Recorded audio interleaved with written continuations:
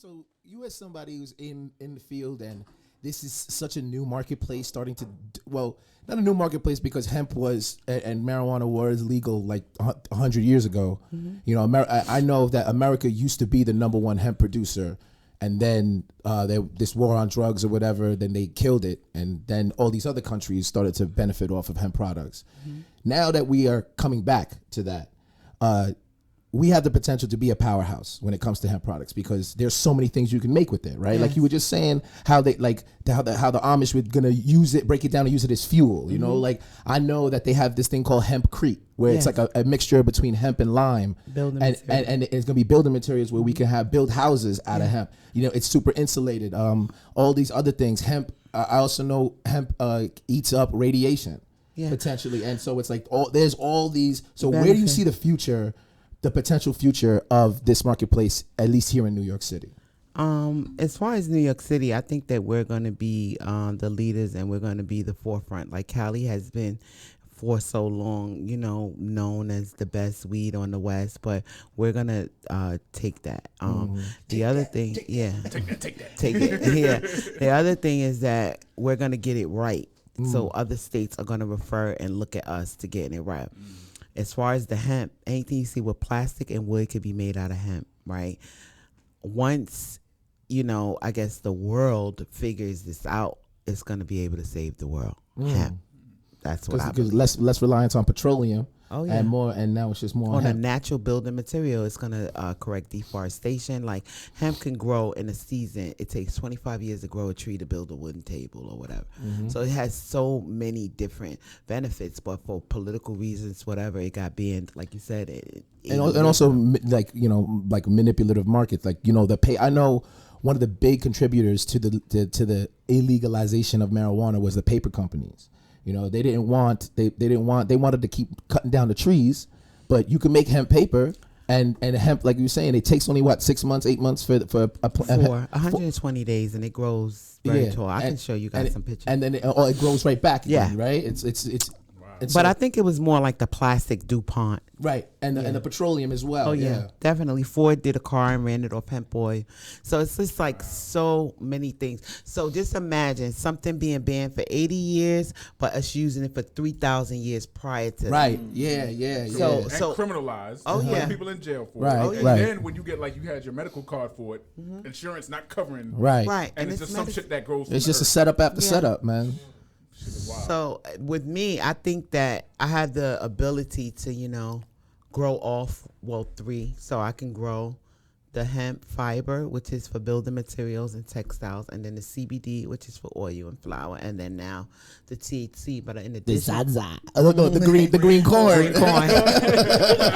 In addition to that, I have a seed breeding license. So I can breed seeds for cultivars when it comes to hemp seeds and cannabis seeds. You know, it says hemp, but eventually I'm sure they're going to allow us to breed cannabis seeds as well, because the conditional license, I don't really know yet, but I'm sure that they will, because I have everything to do it. Like, you know, you have to have a nursery, you know, license, certain licenses that you had to have. So once you get your cannabis license, like, what do you see how do you see that playing out in New York City?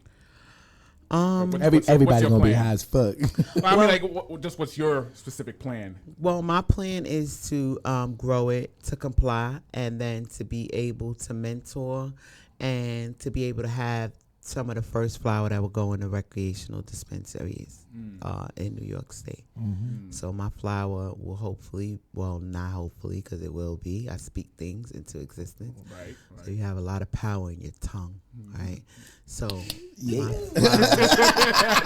I had to take advantage of that. Clap it out. Yeah, my flower will be the first flower on the shelves in a lot of these dispensaries.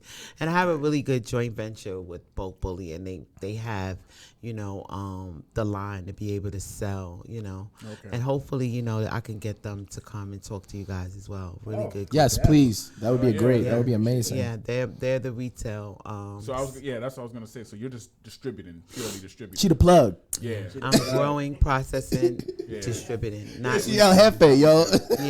So how do you see retailing play in that? To me, it sounds like that distributing is where it's at.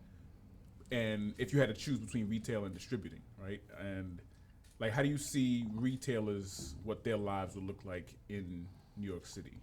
You know what I mean? I'm already seeing it. I think that the retailers that go first, I just hope that they're not being controlled by another body and that they're really doing it for their families to create generational wealth. And I hope that they cannot be bought or sold based on someone putting $1 in front of their face, because money is nothing. Mm-hmm. You know, it's just money. Like, just money. So I guess how do we make sure that we're doing it for us, by us? Well, the Office of Cannabis Management has a very good plan and structure on how they, like, you can't sell your license. You have to be the majority owner. So they have things in place for that. But, you know, people always find loopholes. You guys are attorneys, so I'm sure you know. Yeah. It's a loophole in every goddamn thing. Yeah, and I need y'all to help me find a loophole with some shit. Listen. We got you. Loopholes are legal. Yeah. Ain't no shame about a loophole. I got you. Thank you. Right. You're absolutely right. They are. So, you know, and when you know them, then you know how to position yourself. When you know. Yeah, that's it. When you know, you know. That's a good place to Oh, we time now? Yeah, that's he was right. I was looking at the wrong clock. Is there any sort of sources? You know, definitely shout out your websites and of course. And then also maybe any outlets and where people who either want to contact you or get started, if, like any collectives that people can look up and to educate themselves or start the process. Yes. So Office of Cannabis Management is the start. OCM of New York, Tremaine Wright is the chair there.